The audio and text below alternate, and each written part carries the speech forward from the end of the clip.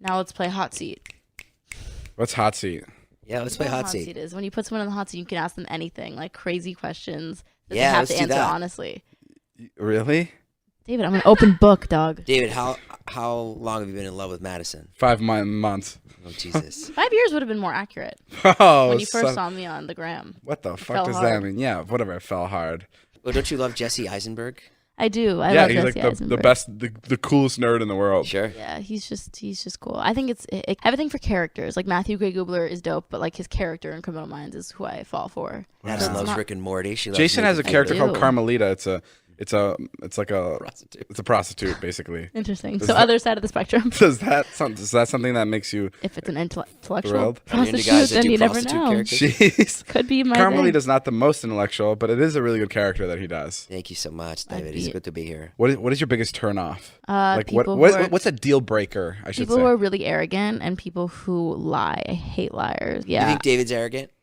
I think he can be, but I don't think he's an arrogant person. No, I think he can definitely like show some arrogant qualities that you're not. Like I said earlier that David has like 6 moods, and I could come in and I could be like, okay, he's in mood 2, he's in mood 5. Oh, That's break my down thing the with 6 David. moods. I'd love to That help is- with this. There are so many. That is really interesting that you. there are picked up on that. there are definitely multiple like tell David. me some of the moods. Okay, so like mood 3 is what I said he was in before, is when he's like super energetic and he's in his like quirky kind of like I'm gonna make a bunch of jokes and be goofy and silly mood, which is Yeah. my favorite David. Yeah. And then there's like mood 1 where he's really introverted and he's on his phone and he's not talking to anybody and he'll probably go to his room before midnight and like just not want to speak to anyone. He's not so fun. And then there's mood She's like describing a crazy person, by there's the way. mood 2. Yeah, basically Mood you're 2 where he psycho. only speaks in Spanish.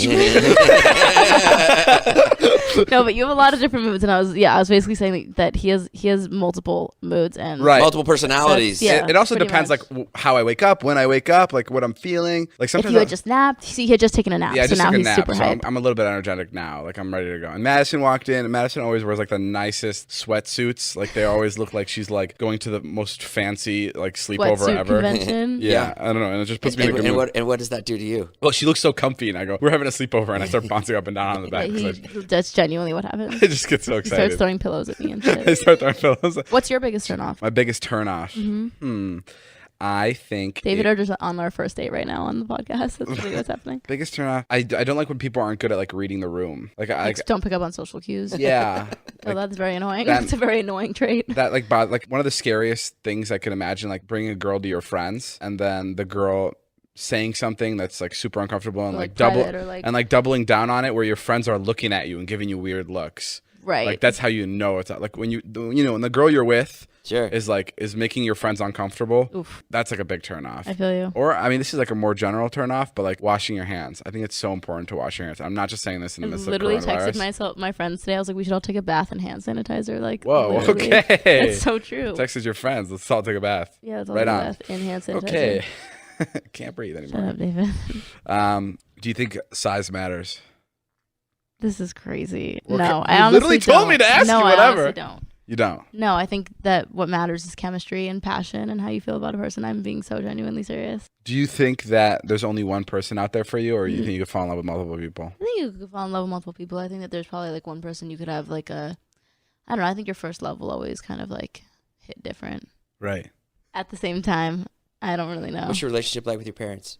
My relationship with my parents. You ever tried anal? I'm just Shut kidding. up. My relationship with my parents is good. It's gotten weird over the past few years. I think because as you get older, you start to realize that they're just people who like have their own shit Right. and their own issues, 100%, and that's a little scary. 'Cause That is growing so up, scary. That's exactly Yeah. what I'm realizing now. for real. Because growing up, you're like, these are just like, this is my mom and my dad, and like they don't have problems and they know everything. And like if I come to my mom with an issue, she'll be able to solve it. Whereas now, like my mom comes to me with issues, and I'm like, Yeah, that's so. Yeah. That's it's like such. weird. And I'm just that's like, such a weird "Ugh, realization. it's You're such so a- right. It's so weird. I hate it. Me and my dad have always kind of had a weird relationship. We like didn't speak for a while. We kind of always have been like weird with each other. But it's just because we have like a lot of differences. But again, as I've gotten older, I've just learned that like he's a 50-something-year-old man. I'm not going to change him now. I'd rather like have our life. You know what that together feels and like? Be fine. You know what that feels like? It feels like watching Disney movies and you're in love with them, and then you go see how a Disney movie is shot. Right. And then it's just like all the magic is gone. The and you're just fucking like, smoke and and mirrors is gone. The curtain's yeah. been lifted, and you're like, what is this? I don't leave any of that magic to my kids. I tell them all my problems.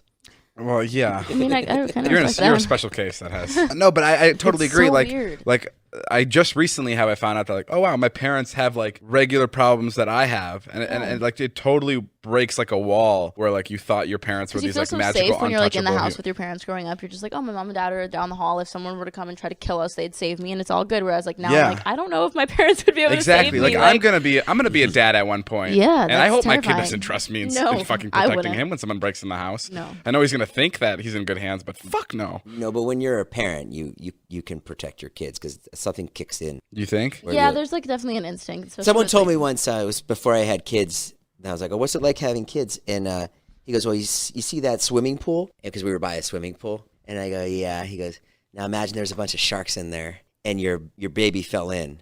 Like, you'd go in to the sharks. And he's absolutely right. 100% you would. Right. That does sound like it'd be like. But like, whereas if David fell in to the sharks, I wouldn't necessarily jump into the pool to save you. Okay. You don't need such real life examples. Are you telling me the second your baby comes out, like something clicks in? Something clicks in, yeah. Yeah, you would definitely kill or be killed for your child, I think. Yeah, you would. If you could change one thing about yourself, what would it be? My skin. You want it to be worse? No, I like struggle with acne all the time, and it just really annoys me. When? Are you saying like appearance-wise? Right now it's fine. But it like spikes up out of nowhere before I get my period, and it just makes me like feel really insecure. And it's like a really. What's your favorite part of your period? Come again? What's your favorite part of yours, David? Eating a bunch of chocolate. Eating a bunch of chocolate. Oh my god! Wait, are we just becoming best friends? We have so much in common. Do you mean externally? What would I change about myself, or internally, like as a person? Both, either. But, I think literally like acne is just very annoying. But I think internally I wish I didn't have to feel like I had to constantly prove myself to people. I feel like people always assume that I'm not smart and that I am very shallow and not kind. Yeah, that sucks. That's the. It's exhausting. It's a downside of being super sexy. It is honestly it is. It sounds conceited, but it genuinely is, and it's really it's unfortunate. And I've watched like a lot of Megan Fox interviews, and she's talked about this for years. And she's like, it's really great. People think I'm super hot, dope, but like that is such a stereotype. It's just not a choice. Like I didn't choose to look the way I do. I don't like my parents made me, and this is how I look. But like the surface only goes so deep, and I just think that like I know that I'm genuinely such a good person with a big heart, and like I think that I'm smart, and I think that I like care about people, and I just think I have much bigger and better morals and values than just my looks. So it upsets me that I think the emphasis is more put on my face than my heart. That's the toughest part about like it's just annoying. It just gets really tiring being me being one of the best looking YouTubers. It's like tough for people to understand that there's more to me than just my looks, and the videos actually have substance. No, but genuinely, I used to have like really good looking guy friends in school too, and every time everybody thought they were complete fucking idiots. Yeah, they're oh, that guy's a douchebag, he's not smart. But like then you get to know them, and you're like, actually that's crazy. It's like I'm just trying to come up with questions. Have you thought about getting a haircut? I was actually thinking his hair looks like better than usual. David, have you ever taken Madison on a date? I have not. Why not? I don't understand. You guys get along so good. I mean, this is a slam dunk here, the two of you. Where would we go? That's your job. Thank you, Jason. Figure that out. This is okay. Here's my ideal first date. Tell me if you make TikToks in your bathroom. Yes, that is his definite ideal first date. If that's his first date, we've been on plenty. Okay. Here's an ideal first date. We go on a canoe ride. Down. Yeah? Yeah. I'm like sure? the biggest water sports person ever. This motherfucker ain't never been on a canoe, nor will he ever go on a canoe. No, I will go on a canoe. I actually, fun fact about me, when I was on sleepaway camp, I took a canoe over to the boys' camp in the middle of the night on the lake with no lights, tried to go hang out with the boys, and then I got kicked out of camp, and I'll never be welcome back. Yeah. You went by yourself? Yes, stole a canoe. By yourself? Canoed across Brant Lake to go to the boys' camp because I was just trying to be a little flirt. Okay, but where'd you get caught? Like before you hit the In the middle water? of the lake. They drove up on a speedboat, and they were like, excuse me. No, you didn't. Yes. You did not get caught in the middle of the lake. Was it what do pitch you mean black? There's no way you got caught in the middle of the lake. Why is that no way? You know where you got caught? People patrol, you know where you got there's caught? Like patrol people on lakes. Can I tell you exactly where you got caught? Where? You got caught like at the door of your cabin where you're about to leave. I was and then you explained to them what you were doing. But over the years, in the canoe, you have made that story better, and you're believing honestly, it. Maybe. Honestly, that's a possibility. Over the years, you've lied to yourself about the story. This was also when I was like maybe 12 years old. Right, so. right. There's no way you got caught in the middle of the lake. My memory says that I was literally rowing my fucking boat, and I got like pulled over by the canoe people. That's just too good of a story to be real. Damn. Okay, well, I guess my memory is just...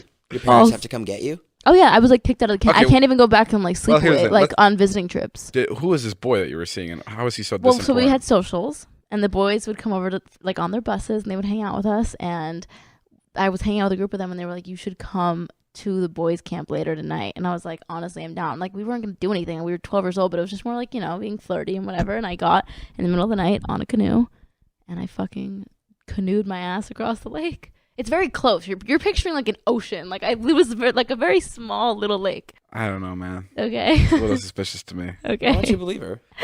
Why would she make that up? She wouldn't make it up, but I have. I literally can like call Point O'Pine right now, and they will say that Madison Beers is not allowed on camp. Maybe you're right. Maybe it was not as dramatic as I'm remembering. Because I have stories exactly like that, where like over the years I've added little bits details. to it, I feel you. And now it's my truth. Like now I don't know the story in any other way. That could be true. I feel like I embellished some of those stories.